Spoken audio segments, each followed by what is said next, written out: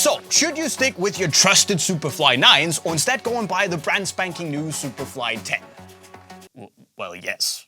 Yes, you should. And if that's all you needed to know, that's kind of the video. You can go and buy the Superfly 10 and the Vapor 16 in the link right up there to Unisport. But if you need a few more details, today I'm gonna do my best to compare the two boots, to tell you how they're similar, tell you about all the little differences, and of course also tell you how I feel each of the boot kinda excels, to ultimately hopefully help you decide between the Superfly 9 or the Superfly 10. Or if you're not into the whole dynamic fit color sock thing, the Vapor 15 and the Vapor 16. Because once again, the Superfly is just a Vapor with a sock. But let's do it! So the biggest change lies in the two uppers, where Nike have swapped the Vaporposit Plus mesh upper on the Superfly 9 for a grip knit and atom knit combination on the Superfly 10. That was smooth, by the way. And while they are technically both textile uppers, there is a difference on your foot, at least to me. Because on the Vaporposit Plus upper here, you have 5 layers, where the main component is this textile mesh that's slightly open, which has then in turn been coated with this thin layer of silicone film on top. Obviously, you have other pieces in there, but that's the main ingredient. Whereas the grip knit piece here on the Superfly 10 is made up with only 3 layers. And it's a material where Nike have gone in to combine individually coated yarns that they've then blended with these so-called high tenacity yarns that are a bit stronger yarns to give the upper a bit of structure and stability.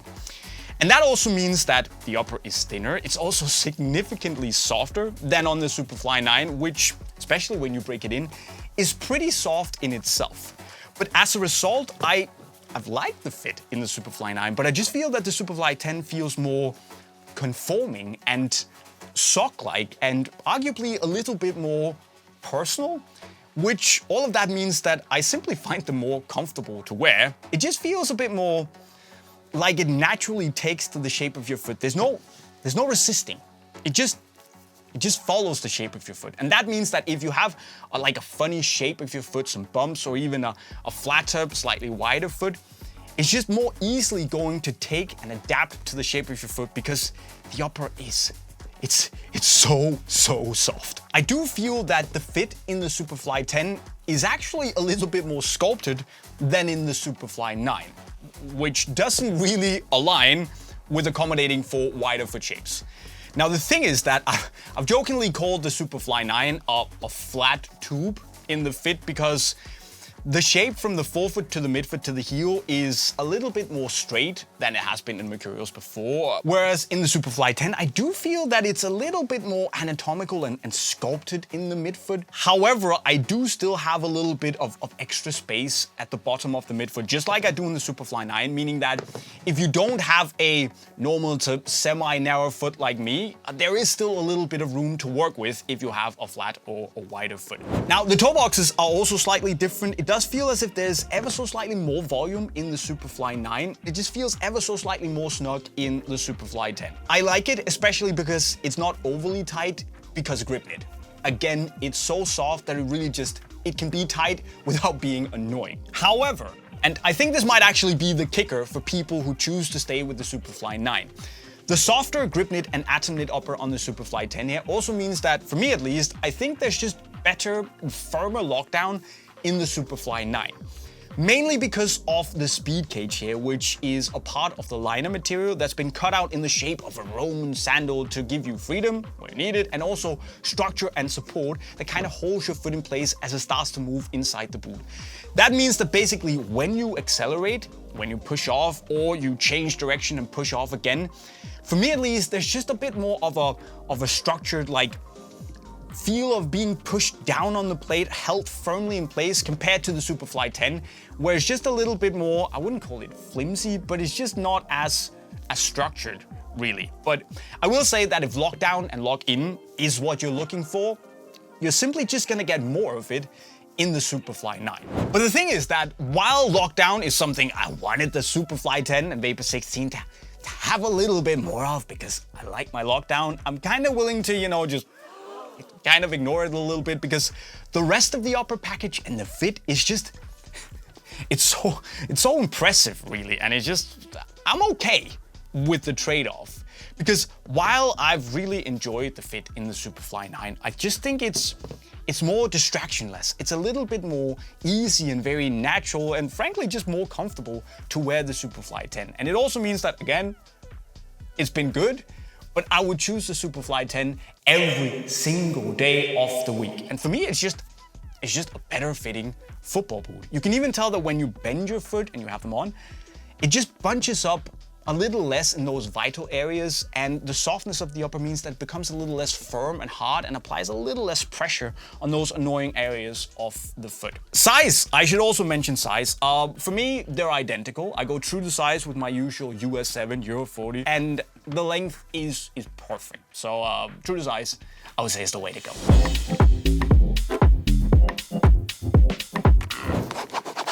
And then there's the touch, which, as you probably expected, is also different. See, on the Vaporposit Plus here, you have this slightly more matte textured feeling with a more, should we say, natural texturing, these little bumps from the mesh itself.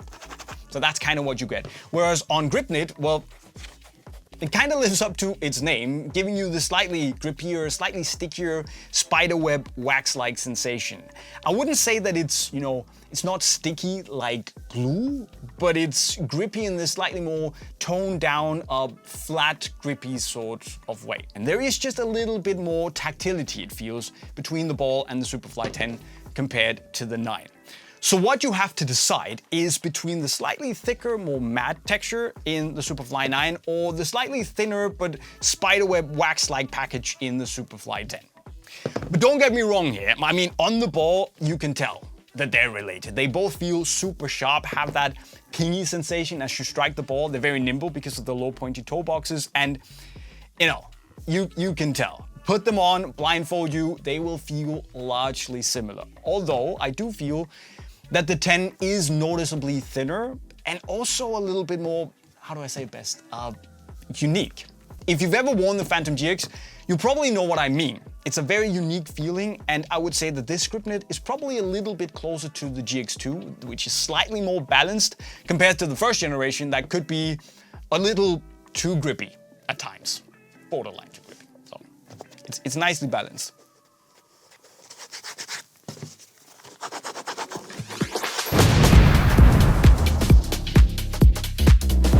But of course, we shouldn't forget talking about one of the most important things on a pair of Nike Mercurial boots, the outsole, where Nike have gone back to what I feel at least is the true Mercurial DNA with the chevron bladed studs compared to these TriStar studs that were on the Superfly 9s. And I'll start out by saying that I've really enjoyed the TriStar studs as a standalone outsole stud shape and configuration here. I think they're very versatile, they feel really all round, and you just get so much traction in the ground no matter which direction you push off in. So it's a good outsole, no doubt about that. But personally, I'm just happy to see these back, because for me, on Mercurial, it's all about hardcore acceleration. Dig into the ground and have that very immediate, very effective power transfer just bursting off in a linear direction. And you just get this more in the Superfly 10 compared to the Superfly 9. And basically, it's a very personal preference kind of thing. I would say that the traction in both is above average, but I can't really tell you what's better, because it depends on if you really want that multi-directional focus in the Superfly 9 or the slightly more linear, super hardcore super hardcore acceleration focus in the Superfly 10. What we should also talk about though is the updated Zoom Air bag in the Superfly 10, where Nike have taken basically the same bag from the 9, but removed the little flex grooves and also given us these gradually higher fins under the forefoot to give you a slightly better and also more effective activation of the Zoom Air bag. And Nike actually say that, in the lab at least, these will give you an energy return of 2.6 joules compared to the 2.4 joules you get out of the Superfly 9, which is great if you could feel the difference on the pitch. Because I'll be honest, I don't really feel that big of a difference. Sure, when you're wearing the boots and you're really squeezing up onto your forefoot into the Zoom Air bag, it does feel the pressure distribution a little bit more even in the Superfly 10 compared to a slightly more centralized, localized pressure in the Superfly 9. But by and large, I mean, It gives you that cool, unique, squishy sensation, but I don't feel that big of a difference, to be honest. But Chevron blades, good to have you back, my friend. So, should you upgrade to the Superfly 10? Well, as you probably gathered by now, for me, yes, you should. It's a bit of a no-brainer for me because the Superfly 10 just takes and builds on top of all the good things the Superfly 9 did, but it is significantly softer. It's slightly more sculpted to the fit. The outsole is more aggressive and it's 7 to 10 grams lighter. So for me, it's a very easy choice. And the only reason I would stay with the Superfly 9 is if you really care about the lockdown. And even then, and I care about lockdown, I have swapped my Superfly 9s to the 10s in my match day bag. That's how it is. And if you want to do the same, well, of course, you can buy the Superfly 10 and the Vapor 16 in the link to Unisport right over there, but not before you tell me which of these two you would choose. That's hard to say. And also, if you have any questions, well, leave them in the comment section right down below. Don't forget to subscribe to the channel with the notifications on. And always, yeah, I've talked too much. I'm signing off. Cheerio.